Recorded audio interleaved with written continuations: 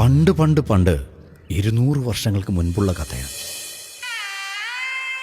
കഥയെന്ന് പറയാൻ പറ്റില്ല, ഇതൊരു ചരിത്രമാണ്.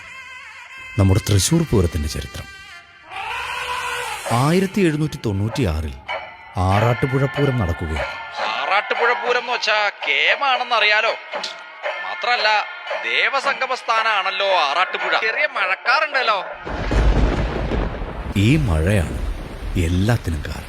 ഇക്കുറി എല്ലാ സംഘങ്ങളും വന്നില്ലല്ലോ. ഈ നേരായിട്ടും വരാതിരിക്കണത് ശരിയാണോ? ആരൊക്കെയാ വരാത്തത്? അന്ന് വരാൻ കഴിയാതെ പോയ സംഘങ്ങൾ പാറമേക്കാവ്, തിരുവമ്പാടി, ചെമ്പുക്കാവ്, കാരമുക്ക്, ലാലൂർ, അയ്യന്തോൾ, ചൂരക്കാട്ടുകാവ്, നെയ്തലക്കാവ്, കണിമംഗലം എന്നിവരായിരുന്നു.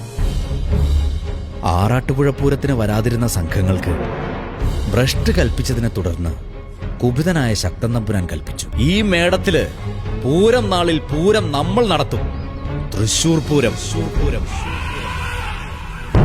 പിന്നീട് നടന്നത് ചരിത്രം.